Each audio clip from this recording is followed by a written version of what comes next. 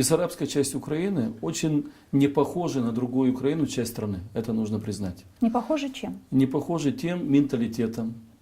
Эта часть Украины, менталитет у нее более пророссийский. Но в то же время в этой части Украины нет ни антиукраинских лозунгов, ни антигосударственных лозунгов. Все люди, проживающие, любят Украину. Любят Украину, любят многие, вот я вам скажу, новая генерация гагаузов, болгар, которые проживают в Украинской Бессарабии, молодая генерация, все знают по-украински уже. Так если они пророссийские, как вы говорите, значит не проукраинские? Вы знаете, а менталитет у них пророссийский. Это две большие разницы.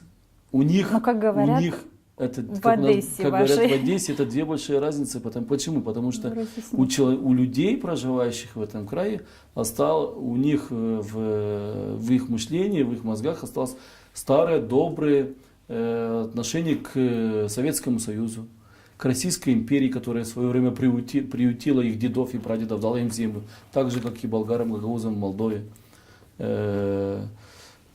Дала в советские времена им работу. И у людей хорошее, нормальное отношение к русским. Ну, никто... Это не значит, что у них там нормальные, хорошие отношения к сегодняшней политике руководства России. Это две большие разницы. Но еще раз говорю, что население Украинской Бессарабии нету антиукраинских лозунгов, нету антигосударственных лозунгов. Это трудяги, такие же трудяги, пахари, люди, занятые в сельском хозяйстве, животноводстве, овцеводстве.